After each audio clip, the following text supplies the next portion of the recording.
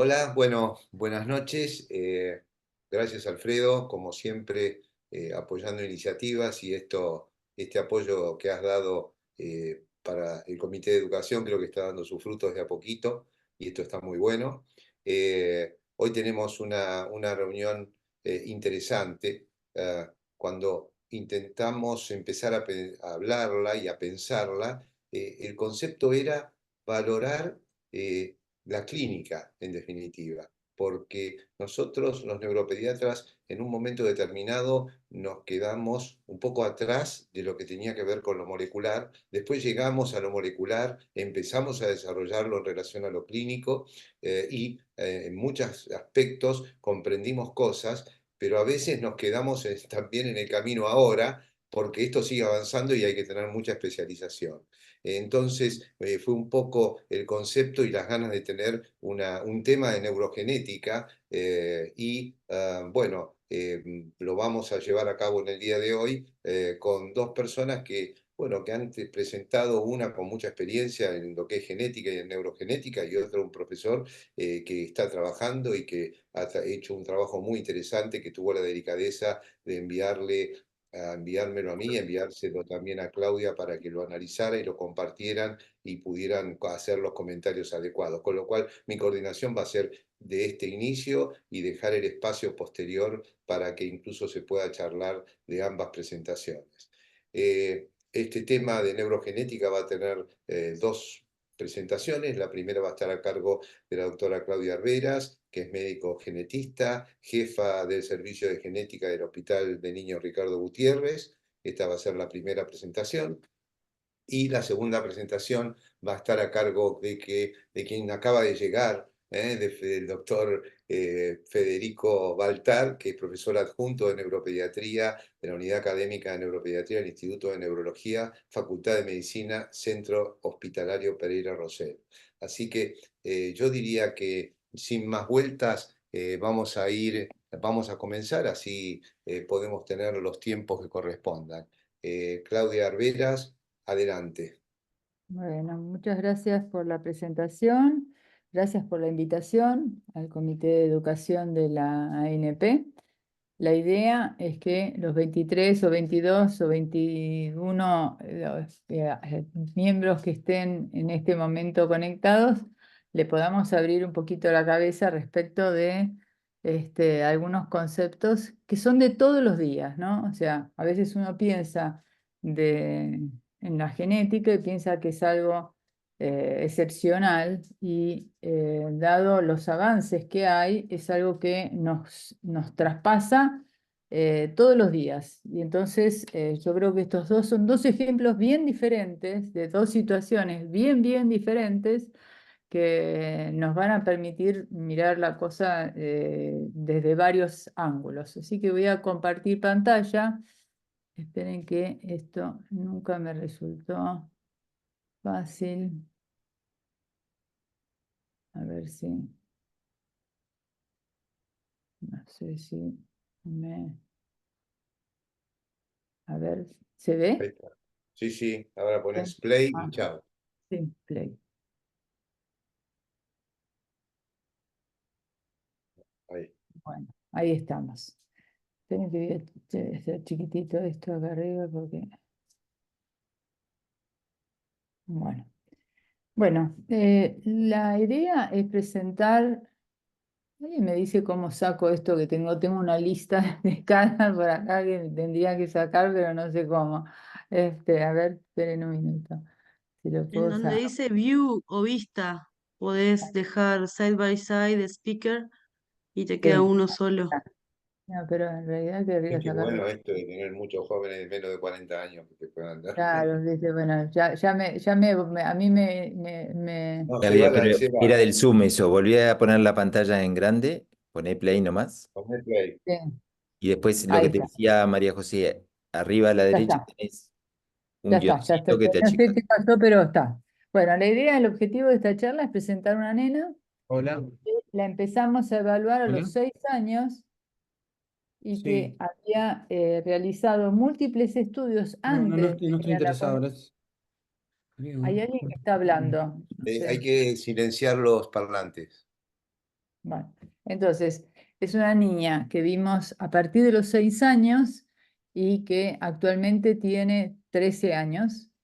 O sea que durante 6 años, 7 prácticamente, la hemos estudiado para culminar con un diagnóstico. Cosa que uno a veces se horroriza de pensar que tuvo tanto tiempo a un niño en estudio, pero hace muy poquito, leyendo un trabajo de psiquiatría y genética, hacían toda una revisión a nivel de Europa y Estados Unidos sobre los tiempos y las calidades de los estudios, y tampoco estamos tan mal.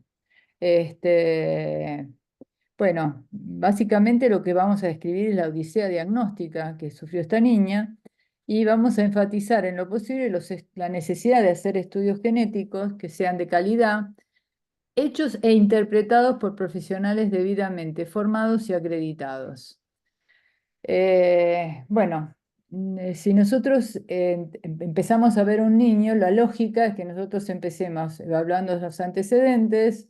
Esto es como el juego de la oca, ¿no? O sea, en teoría siempre vamos para adelante, ¿no? O sea, vamos cubriendo casilleros, entonces pasamos por la evaluación física, pedimos estudios complementarios no genéticos, estudios genéticos, cariotipo. Puede eventualmente requerir algún estudio adicional como FISH o MLPA, Array, Sanger o algún estudio de secuenciación genómica de nueva generación, como paneles de genes, exoma clínico, exoma total o genoma. Y por último, llegamos a la meta con el asesoramiento genético y las orientaciones y controles evolutivos del caso. Esta nena le decía que había llegado a la consulta a los 6 años, había presentado retraso global del desarrollo, se había instalado claramente una discapacidad intelectual cuando la niña comienza la escolaridad formal, tenía dismorfias y microcefalia. Como antecedentes personales, durante el embarazo se detecta un retardo de crecimiento intrauterino, el parto es por cesárea a las 37 semanas, con un peso en percentil 25, una talla en -5 que había sido vista claramente en la ecografía, y un perímetro cefálico en percentil 3. Un Apgar vigoroso, un screening neonatal normal, y había permanecido durante unos días internadas a los 5 meses de vida por una obstrucción intestinal que se resuelve de modo clínico. Las pautas madurativas motoras las había alcanzado en tiempo y forma, pero cuando debe empezar la aparición del lenguaje, este es retrasado e inadecuado. Al principio de la escolaridad presenta conductas desajustadas y problemas en el aprendizaje. Era la primera hija de un matrimonio sano, joven, no consanguíneo, sin otros antecedentes, tiene un hermano menor sano, y, como yo les decía, había iniciado la escolaridad, habiendo hecho primer y segundo grado, con muchas dificultades. De hecho, el segundo grado, para cuando empieza el segundo grado, le hacen una evaluación psicopedagógica en donde hablan de una discapacidad intelectual con pobre contacto social, dificultades motrices, atención lábil, procesamiento lento, lenguaje con compromiso expresivo y comprensivo alterado, escolaridad. Ya iba a repetir segundo grado, ya que acá en la Argentina primer grado no se repite, y iba a requerir apoyos de adaptación curricular. Esta es la gráfica de los primeros 6 años, en donde vemos que claramente, si bien la niña nació armónica, era pequeñita cuando nació, su peso fue escalando posiciones, mientras que su talla se mantuvo siempre por debajo del percentil 3 y el perímetro cefálico también siempre en percentil 3. Acá vemos la foto de la nena. La foto de arriba es una foto que la mamá nos dio de cuando era más pequeñita, y la de abajo es una foto al momento de un ingreso al servicio, ¿no es cierto?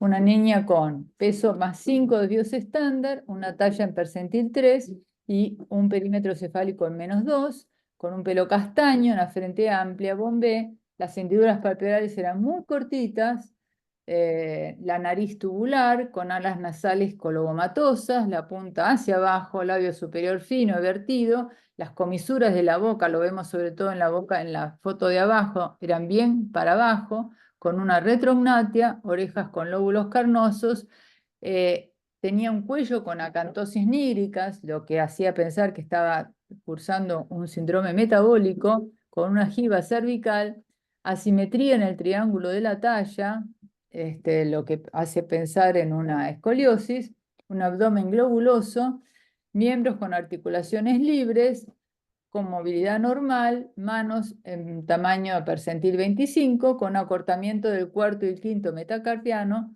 y sindactilia 2, 3, 3, 4. Tenía a nivel de los miembros inferiores un genovalgo con recurvatum, pies anchos y cortos. A esta evaluación clínica, los padres agregan estudios que se habían hecho antes de los 6 años, como una evaluación cardiológica, tanto clínica como electrocardiográfica, que informa algunas arritmias sin repercusión clínica, y un ecodoppler color que no mostraba anomalías cardíacas estructurales. Las imágenes tanto tomográficas como de resonancia magnética que se habían hecho a lo largo de esos años eran normales, y ahí empieza el derrotero respecto de los estudios genéticos. Esta niña era una niña que vivía en el interior, y entonces lo primero que le pide el médico tratante es un cariotipo en su lugar de origen. Ese cariotipo es informado como normal.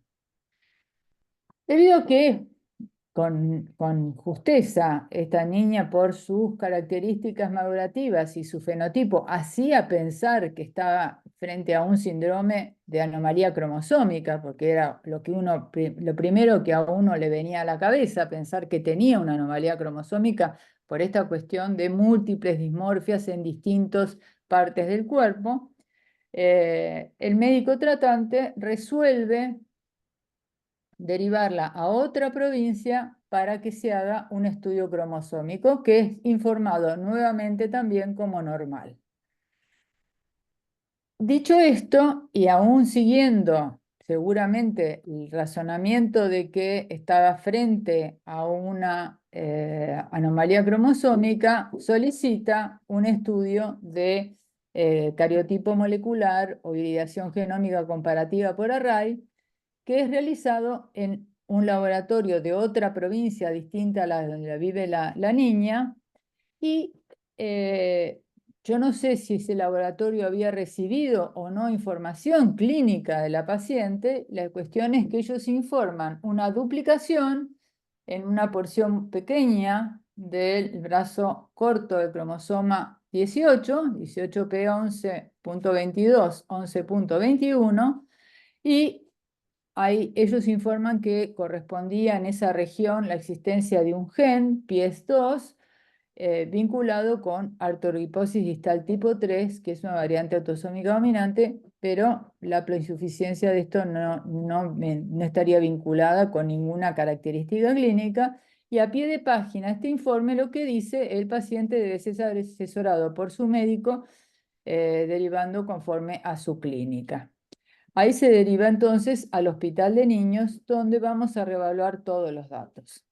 Entonces tenemos una nena que tenía 2 cariotipos normales, un array realizado en otro laboratorio en donde se habla de la duplicación 18p. Ustedes saben que muchas veces las duplicaciones, sobre todo duplicaciones en regiones no muy críticas o regiones o pequeñas duplicaciones, suelen ser difíciles de interpretar, y la mayoría de estas duplicaciones no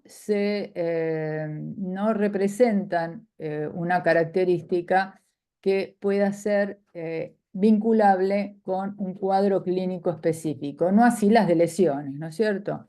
Entonces nosotros lo primero que hicimos fue ver qué interpretación daba la literatura o las bases de datos distintas en donde uno puede buscar este hallazgo, y lo que nos encontramos, por ejemplo, en el Franklin, que estamos frente a una variante de significado incierto, una BUS, o sea que esta duplicación no iba a ser la causante del problema que tenía esta niña.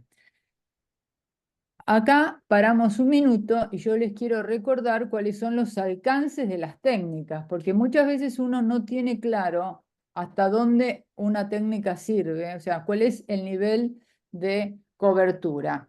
Cuando hablamos de un cariotipo, que normalmente ahora se hacen alrededor de 500 bandas, vamos a ver defectos que están por encima de los 5 a 10 megabases, o sea, de 5 a 10 millones de bases, ¿está? Cuando hablamos de un cariotipo de alta resolución, que estamos hablando de 800 bandas, esto corresponde a un nivel de resolución por encima, o sea, estamos viendo defectos en más o en menos que están por encima de los 4 a 5 millones de bases, 4 o 5 megabases. También estos métodos permiten ver translocaciones equilibradas o desequilibradas, mosaicos de baja porcentaje. En cambio, el cariotipo molecular o CGH-Array permite ver defectos en más o en menos de material genético cuyo tamaño es de alrededor por encima de las 30 kilobases, 30.000 pares de bases, o sea que es prácticamente 100 veces más eficiente, y en ciertas regiones donde hay más cantidad de sondas, coberturas por más cantidad de sondas, podemos llegar a ver defectos entre 5 y 10 kilobases, o sea, 1000 bases, ¿está? Entonces, dicho esto, nosotros nos encontrábamos que teníamos 3 estudios por los cuales podíamos pensar que estábamos ante una niña que tenía un fenotipo de anomalía cromosómica, pero que los estudios cromosómicos, aún incluyendo un cariotipo molecular, era normal. Entonces, frente a todo esto, dijimos, bueno, tenemos que apuntar nuestra búsqueda hacia defectos génicos, para lo cual, entonces, le pedimos un estudio de exoma. Con la sorpresa que el exoma nos contesta que había una probable deleción a nivel del cromosoma 15q y que por lo tanto la técnica, si bien no, la técnica de secuenciación de exoma no sirve para detectar anomalías cromosómicas, nos advierte de su existencia y entonces nosotros nos vimos obligados a en este juego de la oca que habíamos planteado en un principio, nosotros teníamos que ya habíamos evaluado los antecedentes, la evaluación física, los estudios complementarios, pero que en este juego de la oca nuestro paciente se había hecho varias veces, había quedado detenida varias veces en algunos de los lugares de nuestro juego, y ahora, habiendo avanzado prácticamente al estudio más sofisticado a los cuales podemos acceder, tenía que retroceder en este derrotero para ir de nuevo a buscar esto que nos estaba advirtiendo el exoma, que era que había una anomalía cromosómica.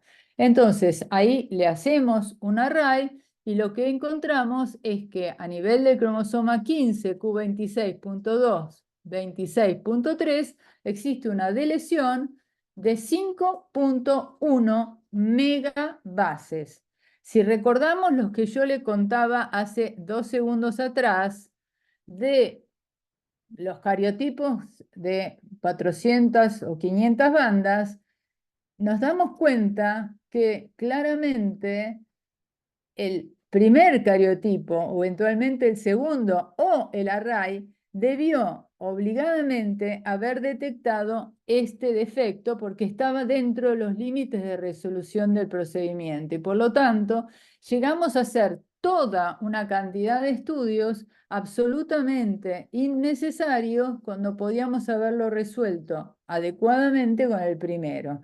Esto es algo que nos pasa muchísimo y que lamentablemente hace que destinemos estudios costosos cuando eventualmente podríamos haberlo resuelto de una manera mucho más económica. Imaginemos además a esta familia que se desplazaba de una provincia a otra provincia, a otra provincia, hasta que finalmente tiene que venir a Buenos Aires. Este cuadro es un cuadro reconocido. Si ustedes se fijan en el Franklin, es una variante patogénica que está reconocido con un ingreso en el OMIM, que es la del síndrome de lesión 15q26, QTER, y cuya característica clínica, si ustedes se fijan, los pacientes de la izquierda, que están los 4 que están a la izquierda, o la nena que está con el buzo rosa, que está por encima de la foto de nuestro paciente, es claramente muy semejante, o sea, esas hendiduras palpebrales pequeñitas y estas características de la carita, que parece la misma nena más grande, claramente, ¿no? Bueno, estas son algunas de las especificaciones. Dentro del grupo de genes que están deletados se encuentra un receptor para un factor de crecimiento de insulina-like, que ustedes saben que estos factores de crecimiento actúan a nivel de produciendo hormona de crecimiento y produciendo diferentes factores hepáticos que después intervienen dentro del sistema nervioso central y por lo tanto siempre o en general casi siempre los vemos en pacientes que tienen discapacidad intelectual. Como vemos, el listado de características del síndrome, nuestro paciente, salvo el estrabismo, coincide en prácticamente todas las características clínicas del mismo. Acá está la zona lesionada y le quería agregar además que este paciente fue estudiado, su familia, obviamente, porque nosotros lo primero que teníamos que pensar es que podía haber sido recibido por alguno de sus padres que tuvieran una translocación equilibrada. Los padres eran normales. Por suerte, como nosotros siempre tomamos el trío, o sea, tenemos sangre y ADN del trío, del paciente, el padre y madre, y más aún con pacientes del interior, no tuvimos que hacerlos volver a Buenos Aires para poder terminar de definir esto. Siempre se hace la segregación familiar y permite esto el asesoramiento genético. Entonces, contar con un laboratorio con personal altamente entrenado en interpretar hallazgos y estudios de alta complejidad claramente es fundamental. Frente a un niño con un trastorno del neurodesarrollo y un fenotipo, debemos realizar una serie de estudios conforme lo que determina el American College of Medical Genetics, que es, obviamente, primero hacer un cariotipo molecular y eventualmente, si este estudio es normal, pasar al estudio de secuenciación, ya sea a través de un exoma clínico, ya sea un panel para trastornos del neurodesarrollo o eventualmente, dependiendo de lo que uno estuviera buscando o las posibilidades del laboratorio, puede ser un exoma completo o eventualmente un genoma completo. Debe siempre informarse los hallazgos siguiendo las normas internacionales.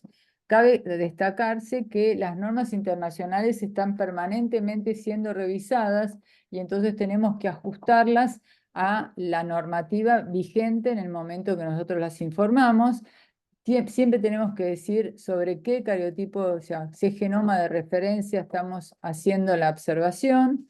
Y antes de hacer cualquier estudio, lo ideal es que nosotros hablemos con los padres, hablemos con la familia, le expliquemos cuáles son los alcances de los estudios, hacerles firmar el consentimiento informado según determina el comité de ética del hospital, en donde además los pacientes nos autorizan a compartir los datos en ámbitos académicos, a publicarlos, incluso utilizar las fotos que tengamos de la niña con iguales criterios. Los estudios de alta complejidad deben hacerse en instituciones acreditadas y en lo posible donde se haga evaluación clínica del paciente. Hay laboratorios que trabajan desconectados de lo que pasa en el set clínico y esto claramente no es bueno, por lo menos a nosotros, nuestra experiencia personal de trabajar permanentemente en contacto nos permite avanzar y retroceder sin que el paciente sea el que avance y retroceda. Debe hacer comunicación entre los profesionales que actúan para evaluar más efectivamente y utilizar más efectivamente los recursos. Y acá les dejo algunos pequeños paisajes de la Argentina y espero, obviamente, los comentarios de ustedes ante este paciente. Muy bien, gracias, Claudia. La verdad que cuando yo veía, cuando le estabas preparando esta charla, me quedaba impactado de cómo uno puede hacer una mala praxis, utilizar medios inadecuadamente, ¿no es cierto? Y gastar dinero y hacer perder tiempo a la familia. O sea que creo que esto jerarquiza la clínica, jerarquiza los laboratorios y jerarquiza a los profesionales. Me parece muy importante. Una cosa que quería preguntar para después ya dar paso a la segunda presentación, fueron 20 minutos, estuvo perfecto, es cuán importante es eh, el tener la información sobre algo que es no informativo. Supongamos, en un momento determinado puede venir una consulta de un estudio y te dice no, no hay información, pero ese estudio puede ser antiguo y tener características que son informativas actualmente. ¿Eso sucede? ¿Cómo lo hacen ustedes para estar Y actualizados? bueno, mira, a veces nos ha pasado de que desde el tiempo en el que el laboratorio informa un resultado no informativo, hasta que el paciente llega a la consulta para devolver la información, ese tiempo, que a veces son semanas, puede ser que la categoría de esa información haya sido modificada porque aparecieron evidencias nuevas que nos permiten cambiar absolutamente la información que le damos al paciente. Eh, en general, cuando uno tiene un resultado no informativo con ciertos hallazgos, como puede ser un abuso, lo que le decimos a la familia es que hoy esa información no es útil, pero podemos volver a hacer una lectura de esa información en un tiempo, por ejemplo, 6 meses, y ver si ha habido algún cambio respecto de las bases de datos, si ha habido nuevos reportes de casos similares o ha habido una recategorización que nos permite darle a esos hallazgos un valor en particular. Digamos, que sea no informativo no quiere decir que el caso esté cerrado. Y si nosotros hablamos de esto desde el principio con la familia, entonces yo siempre les digo, miren, con este estudio tenemos una chance de alrededor del 20% de encontrar algo. Entonces, no le estamos haciendo la cabeza a la gente de pensar que ese estudio va a ser sí o sí, porque es muy desesperante. A mí me ha pasado gente que no lo entendió y me dice, pero doctora, ¿cómo puede ser que dio normal o que no dio nada? Y yo le digo, pero yo le dije que la chance era en 2 en 10 o 20%, como lo querramos decir. O sea, teníamos más chance que diera normal que diera anormal. Y entonces uno ahí, digamos, dimensiona los alcances de la técnica, porque existen un montón de factores que nosotros no somos capaces todavía de ver. Y entonces, Sí, de alguna manera, eso yo creo que es bien. lo importante, ¿no? Sí, sí, además que es una cosa activa, ¿no? Que esta Sí, por información supuesto. se active y que cada 6 meses en algo no informativo hay que tenerlo en cuenta. Bueno, muy interesante. Vamos a escuchar ahora al doctor Federico Baltar, que ya fue presentado previamente, así que vamos a seguramente a presentar. Sé que va a ser un caso muy interesante también, así que vamos para adelante, así podemos tener un espacio después para comentarios o preguntas. Adelante, Federico. Buenas tardes para todos, ¿cómo están? Muchas gracias por la invitación y muchas gracias, Víctor, por la presentación. Lo único que te voy a pedir, Claudia, que dejes de compartir pantalla, así puedo compartir. Uy, ¿y yo cómo hago eso? No, no está Ya compartiendo. está, ya está, ya está. A ver, Ahí, ¿así? Ya está, ya ahí. está. Ay, perdón, perdón, perdón. No, por favor.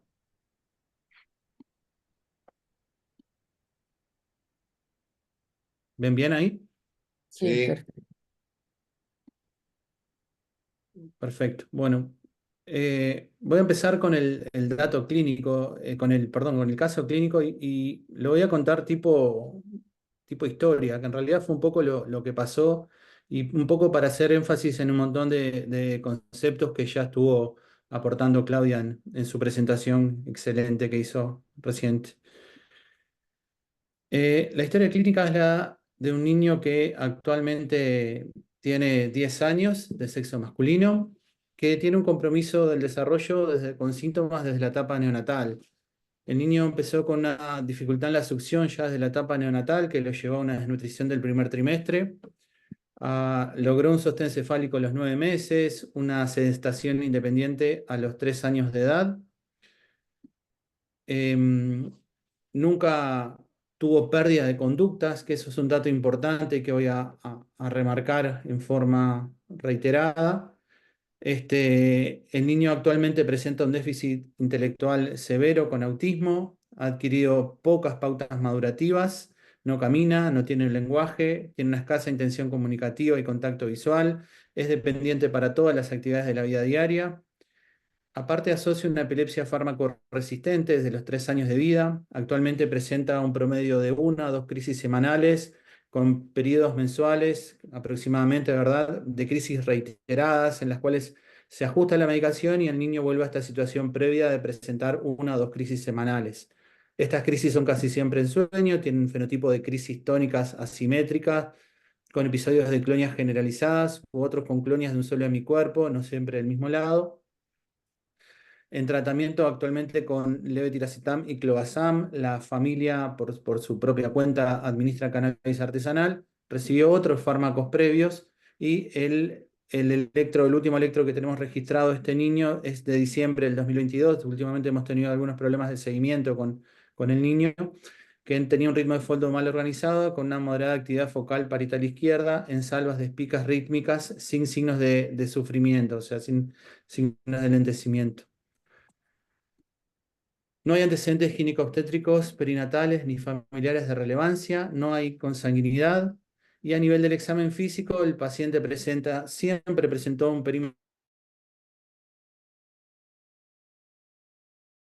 No presenta dismorfias, no presenta discromías, presenta muchas estereotipias de manos tipo aplausos o tipo aleteos, con escaso contacto visual, tiene una hipotonía global no parética, con reflejos presentes, sin elementos de hiperreflexia, con un cutáneo plantar en flexión bilateral.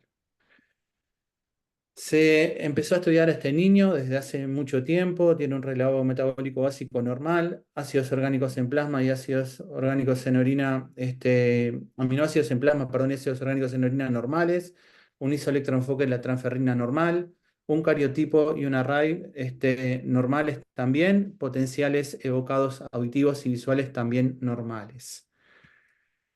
Se hizo una resonancia de cráneo a los 2 años de vida, la cual está informada estos quistes temporales, estos quistes aracnoideos temporales bilaterales, sin otras alteraciones. Nosotros la estuvimos viendo luego con mayor detalle y tampoco encontramos otras alteraciones distintas a estas.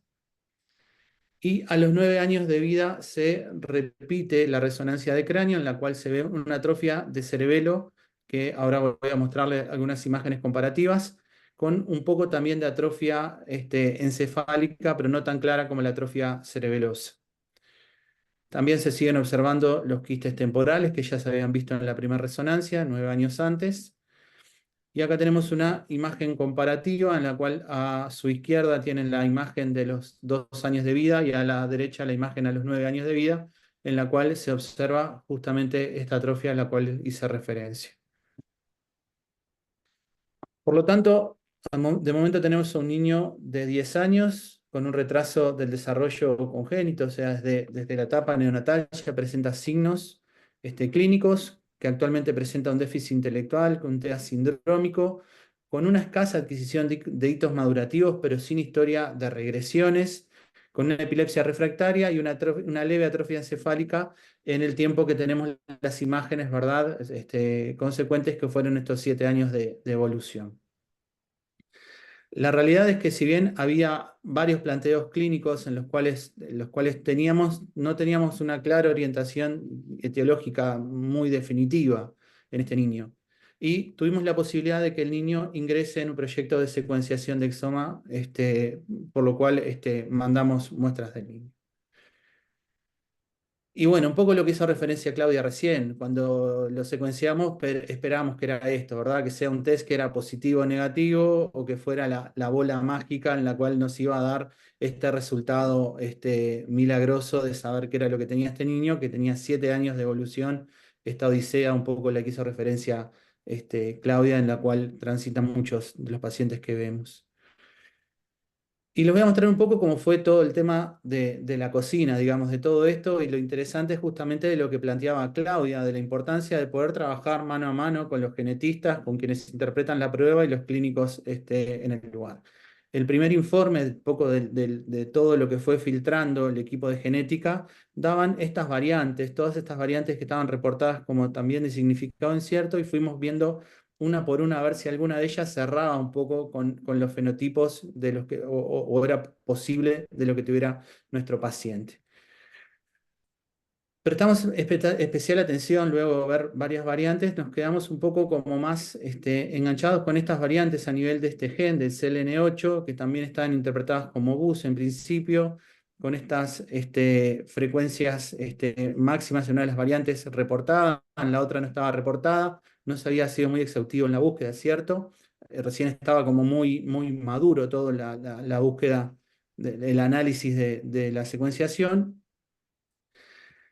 Pero aparecen estas dos variantes en este gen que justo tuvimos la suerte de que, o bueno, dio el hecho de que en realidad estaban a dos pares de bases separadas una de otra, entonces en un mismo read se pudieron leer ambas variantes, lo cual también nos permitió no tener que justamente ir a buscar en los padres a ver cómo era la seriabilidad de estas variantes. Un poco para contar a grandes rasgos, no voy a hacer mucho énfasis en esto, pero todos manejamos lo que son las cereidolipofuscinosis neuronales, que son un grupo muy heterogéneo de un montón con un montón de genes involucrados, las cuales las caracteriza en su conjunto justamente el almacenamiento lisosomal que causa enfermedades neurodegenerativas progresivas reportadas.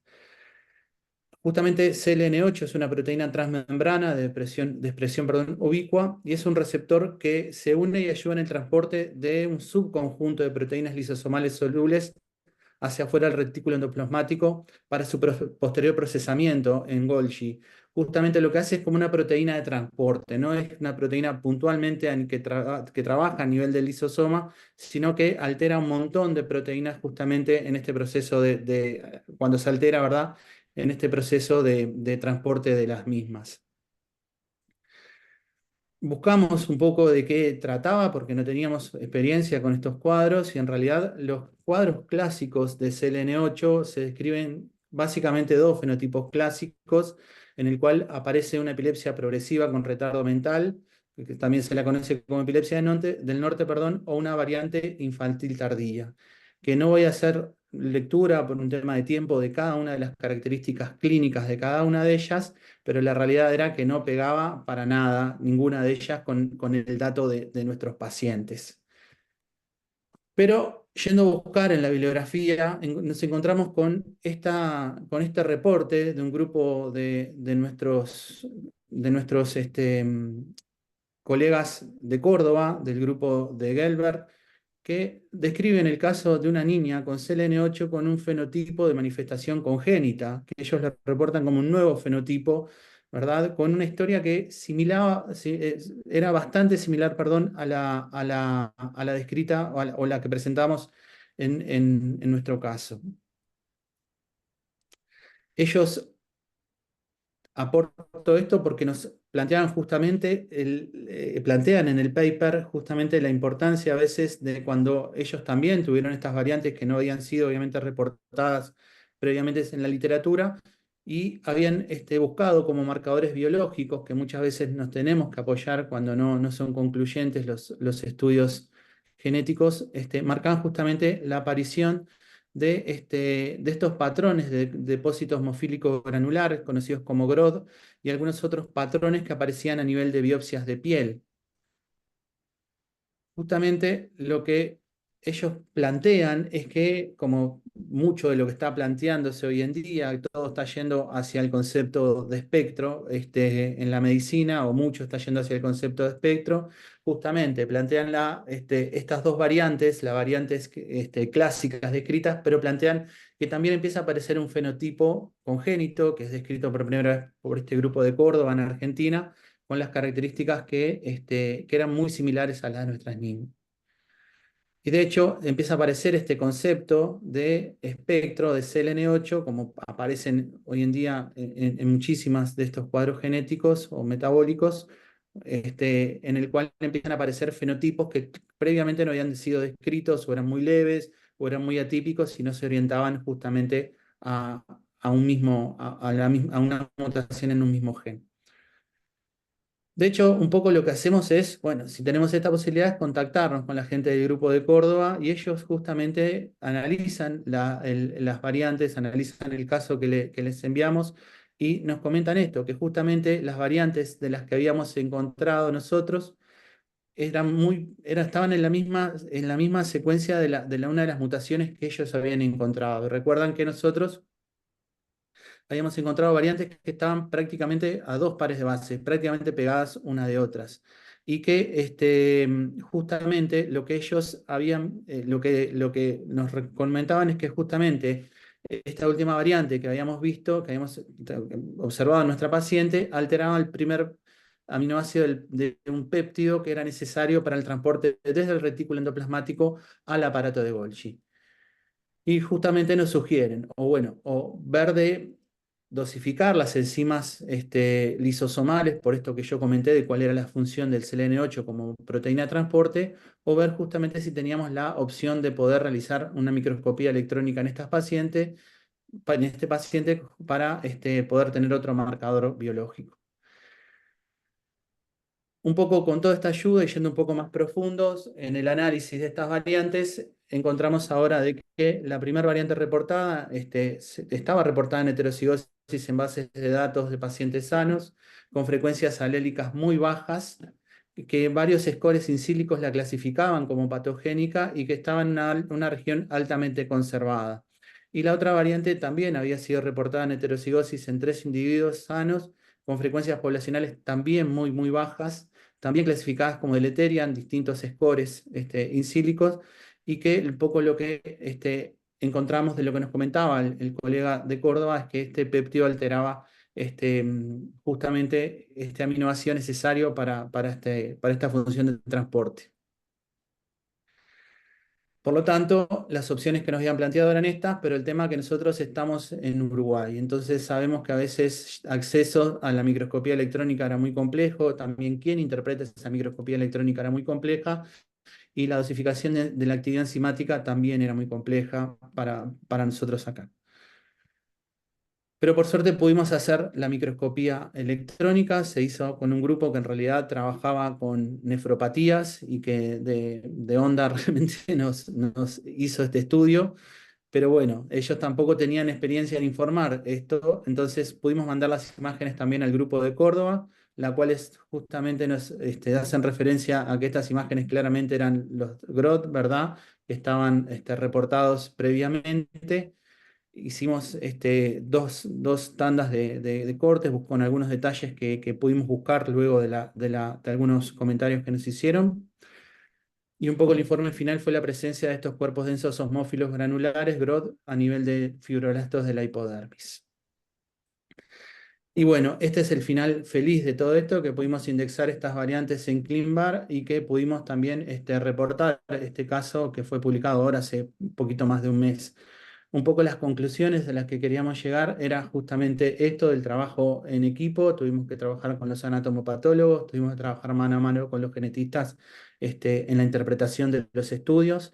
Tuvimos que trabajar los neuropediatras, con los neuroimagenólogos también para poder interpretar esas resonancias, que las resonancias no hice referencia, pero también en principio estaban informadas como normales, y un poco reforzar todos los conceptos que ya había planteado Claudia, de que los estudios genéticos no son esto de que es un EVA-test positivo o negativo, sino que es fundamental, así como tenemos una enorme trayectoria de analizar, por ejemplo, imágenes con los neuroimagenólogos, electros con los neurofisiólogos. También tiene que pasar lo mismo con los estudios genéticos y la importancia de poder contar con laboratorios o por lo menos con personal los cuales puedan ver el crudo de los estudios y podamos interactuar con ellos para justamente potenciar estos estudios que hoy en día van a ser cada vez más frecuentes en nuestra práctica clínica.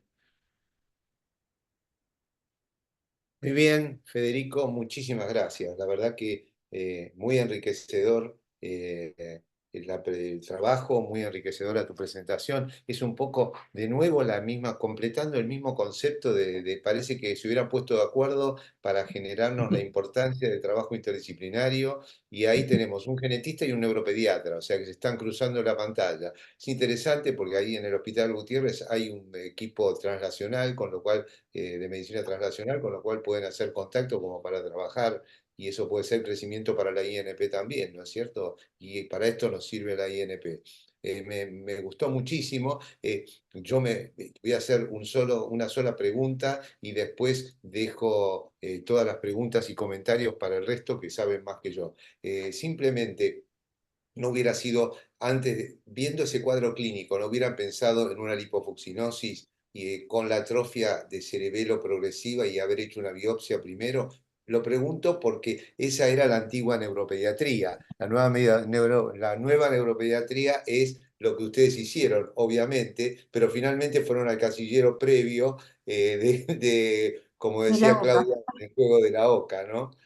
Bueno, nada más, te pregunto eso. Gracias, felicitaciones. Si querés comentarlo, y después quedan abiertas las preguntas. Muchas gracias, Víctor. En realidad, nosotros, así como la importancia también de los estudios es importante, es trascendente ver en el lugar en donde se hacen y qué disponibilidades tenemos también. Nosotros nos hubiese resultado mucho más complejo realizar una biopsia y quién analice esa biopsia. De hecho, en la microscopía electrónica, yo lo conté en forma muy resumida, pero fue toda una odisea de ver cómo hacerla. Y nos informaron equipos que justamente informan nefropatías y que fue toda esta coordinación. Nos resultó mucho más fácil, y dado que estaba justamente ingresado justamente había salido esta posibilidad de hacer la secuenciación, empezar por los genéticos. Vamos hacia lo mismo, ¿no? Un poco de lo que se discute, o cada vez se discute menos de las enfermedades metabólicas. ¿Por qué empezamos? Si vamos por el exoma, vamos por lo metabólico, por los marcadores bioquímicos, y esto es un poco lo mismo también. Depende de la disponibilidad que tengamos en cada centro, por lo cual empezamos. Bien, muchas gracias. ¿Abierto algún comentario, pregunta? Y yo querría ¿De comentar un alguno? poquito, bueno, yo dije que esta charla era un poco para abrir la cabeza, somos pocos, son 28 cabezas que tenemos que abrir, pero no no tenemos muchas cabezas, pero lo importante es que entendamos que en este caso particular, digamos, yo creo que hay 3 puntos que son claves. Uno era la clínica. Por la clínica uno podía haber pensado que este chico tenía un montón de cosas, realmente, ¿no es cierto? Si nosotros nos ponemos a pensar, existen infinidad de enfermedades propias de la neurología infantil en donde uno puede encasillar a este chico desde un RET atípico que tenga aparición neonatal hasta un montón de encefalopatías epilépticas, ¿no es cierto? O sea que el panorama tenía que ser bien completo. Después, que no tenía ni dismorfias ni ninguna característica que nos llamara la atención, y que el estudio molecular, si o sea, somos absolutamente estrictos, eh, ninguna de las dos variantes entraría dentro de las variantes patogénicas, ¿no es cierto? O sea, son, al día de hoy, esas variantes, si nosotros analizamos claramente por la base de datos, una de ellas era una BUS en el CLINBAR con conflicto de clasificación como patogénica, aun cuando el propio CLINBAR incorpora el artículo de ustedes, cosa que es sumamente interesante. O sea, a mí me encantó porque cuando veo que el artículo de ustedes estaba puesto en el CLINBAR, pero el propio CLINBAR dice que tiene conflicto para considerarla patogénica, habla de lo cambiante que es esto, y ellos se juegan a considerar esto como posible. ¿Y por qué? Porque en definitiva lo que hace la diferencia es en la clínica. La clínica a través de estudios no genéticos, o sea, que el estudio molecular, la microscopía electrónica, de alguna manera pone el acento a esas variantes que podrían ser potencialmente patogénicas o BUS, pero que frente a un niño que tiene esa microscopía electrónica, uno debe considerarlo como una opción de primera línea como diagnóstico. Y me parece que nos enseña a bajarnos de la situación de código de barra. Yo siempre les digo, esto no es un QR, esto no es así, uno tiene que ser, va y viene, digamos, la gente del laboratorio cuando hace las lecturas de exoma, por ejemplo, permanentemente nos dice, entró fulano, bueno, les vamos contando y permanentemente a lo largo de los días que van saliendo los resultados, hay una ida y vuelta de información que es clave para que las cosas tengan un significado. Y ese es el ejercicio más lindo que esta profesión nos pudo haber regalado. Yo siempre le digo a los chicos jóvenes, pensar que yo cuando era jovencita y empecé a hacer genética, en los bares, cuando tomábamos un café, decíamos, ay, mirá cuando podamos, cuando tengamos los recursos para poder estudiar esto a nivel molecular. Bueno, esto es un sueño, porque era un sueño, era como yo te diga que me voy a vivir a Marte, lo mismo, que se nos hizo realidad. Fuimos testigos de esto, ¿no es cierto? Entonces, pero a esto hay que darle la trascendencia que corresponde y no casarse con el estudio, y sino agregar toda la clínica que corresponde para poder verdaderamente situar los estudios en el lugar que corresponde y no darle ni más ni menos relevancia, ¿no? O sea, tomar el caso por completo. Y me encantó, me parece que la combinación de ambos casos de alguna manera pone de relieve esto, ¿no? De que no podemos dejar de lado ni la clínica ni darle a los estudios un valor absoluto, ¿no? O sea, es relativizar estos hallazgos, ¿no? Bueno, muy bien, ahí tiene la mano levantada, agitándola además, Gabriel González Ravelino. Así que adelante, Gabriel.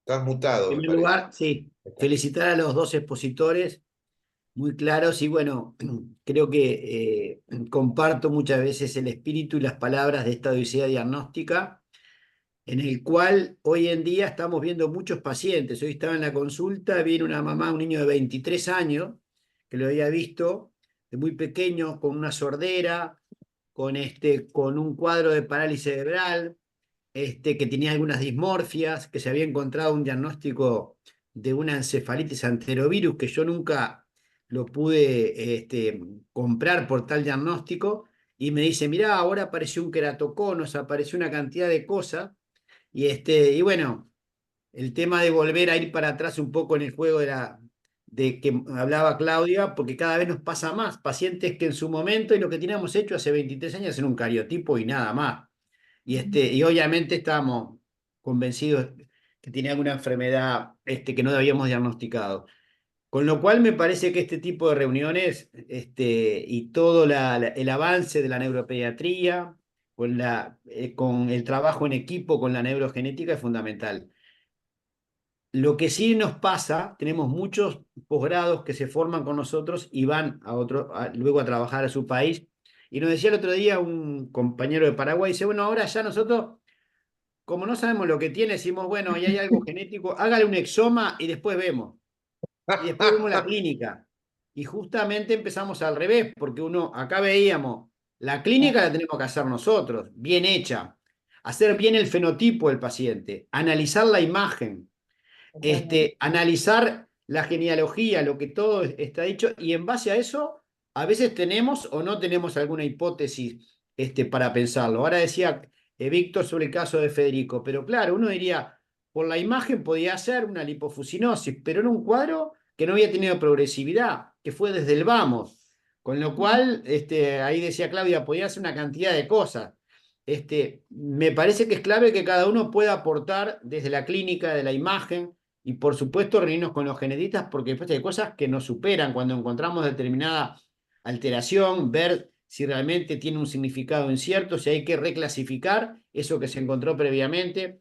La verdad que es un juego bastante complejo, y hace poco había un artículo reciente de un grupo holandés que, hablando de la obesidad diagnóstica, obviamente van a cortarse los tiempos, pero hablaba de 5 años, hablaba de casi 40.000 euros lo que llegaba a un diagnóstico en estos retrasos, digamos, de El trabajo que yo vi, inicial. sí. Con lo cual, realmente hay mucho tela para cortar, mucho para avanzar, y creo que el neuropediatra tiene mucho para aportar. Por eso decimos, la pelota vuelve al jugador. El clínico tiene que volver, después que se hacen los estudios, a ver realmente si lo que tiene es compatible y no es compatible, e interactuar con los genetistas.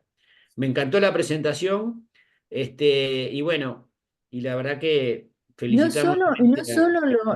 lo neuropediátrico, porque vos fíjate que a nosotros nos ha pasado de chicos que hemos, por suerte, mantenido en control evolutivo una vez por año. Yo tengo un nene, por ejemplo, que yo lo vi desde bebito, que era ciego, había nacido con una enfermedad ocular con ceguera congénita. Y después venía todos los años, y de golpe para los 14, 15 años viene y me dice, no, estamos en control con endocrinología porque me salió que tengo una osteopenia.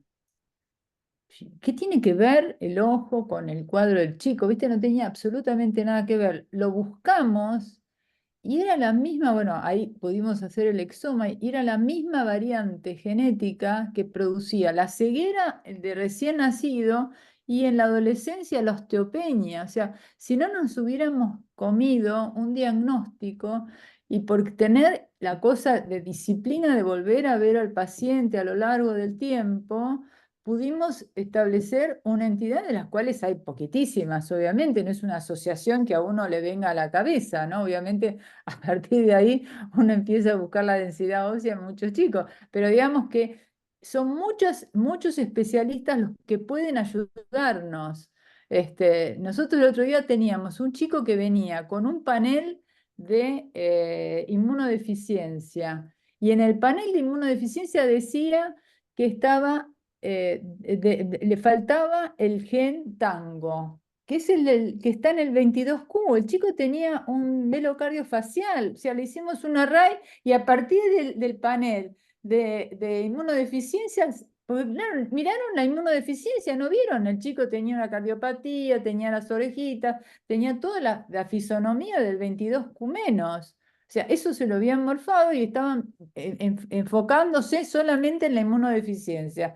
Decir que en el panel justo sale que le faltaba ese gen y a partir de ahí entonces, otra vez, para adelante, para atrás, o sea, recursos innecesarios, gastados, que podrían, porque alguien los paga, pero además de que alguien los paga, esos estudios no van a servir después para otro chico. Eso es lo que a mí me da pena, porque en definitiva, bueno, la plata va y viene, ¿no? Pero de golpe, si yo tengo el recurso mal usado, ese recurso no lo voy a usar para identificar lo que sea en alguien, porque son finitos, ¿no? O sea, tenemos una limitación en cuanto a la cantidad de estudios disponibles para cada especialidad. Entonces, es una pena realmente, pero porque no se Claro. hacen las cosas como corresponde, ¿no? O sea, empezar por un molecular es un absurdo, ¿no? O sea, no tener una presunción diagnóstica, bueno, de eso vamos a hablar en Guatemala, si Dios quiere, así que vamos a nuevamente a poner un poco de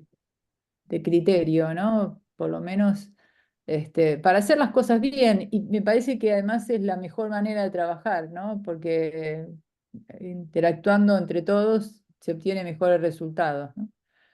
Yo creo que se nos va acabando el tiempo y creo que eh, voy a hacer una pequeña línea de tiempo para lo que hicimos neuropediatría hace muchos años. Nosotros pasamos de la semiología, en épocas en que además se le ponía el nombre de quien había descrito el síndrome, y así habría muchos síndromes en los cuales los nombres de las personas, un poco lo que estaba diciendo Federico, el concepto este del espectro, que se está observando y que uno termina teniendo, ya no existe más el poner el nombre de tal. Obviamente que eran épocas distintas en donde había una semiología y a lo mejor se encontraba una anatomía patológica, ese era ese síndrome, o había un fenotipo y se ponía ese síndrome. Y después empezamos con lo molecular y pareció que lo molecular va a sacar todo, y que nos iba a sacar la clínica. Y no, y yo creo que los jóvenes que están acá, justamente Majo y todo el equipo de jóvenes que están desarrollando un proyecto nuevo para la INP, esto es muy importante, jerarquizar nuevamente el valor del clínico, porque el clínico es el que tiene que llevar la batuta respecto de la interconsulta, de no generarse, digamos, desde el punto de vista personal, ser el que sabe todo, sino interactuar, intercambiar opiniones, buscar información y obviamente hacer los estudios complementarios que correspondan, pero no todo es el exoma. Yo quiero agradecerles a todos que hayan estado presentes. Federico, gracias por tu excelente Muchas gracias. presentación y por la calidez con la que la hiciste. Claudia, bueno, después hablo con vos tranquilo. Como saben, Voy a los que no comer. saben, Claudia es mi esposa y estamos en la misma casa en este momento todavía, así que estamos aquí, pero realmente ha sido una muy, muy buena reunión. Ojalá que mucha gente después, como queda grabado en la INP, en la página de la INP, que es una nueva cosa que se logró también, vaya más gente que la pueda ver. Alfredo, si vos querés comentar algo y si no nos vamos despidiendo. No, felicitar y agradecer Claudia, Federico y a ti, Víctor, como coordinador. Creo que estas instancias nos sirven para eso, ¿no? Para pensar a propósito de los casos que nos presentan y nos motivan a razonar con ustedes. Y al mismo tiempo, tenemos cada uno en nuestra experiencia, situaciones similares que también uno las va como reviviendo y viendo el aprendizaje que ha logrado a partir de lo vivido y de las dificultades que hemos tenido y eso. O sea que son muy enriquecedoras, como tú decías, va a quedar en la página. Les agradecemos a todos los que se conectaron también y los esperamos la semana que viene, que también el jueves a esta misma hora vamos a tener una nueva actividad. Nos cambiamos un poco de tema, nos vamos para el lado de la neuroinmunología. Pero bueno, muchas gracias a todos, un gusto Chao, y cariños a hasta la todos. próxima. Hasta Muchas pronto.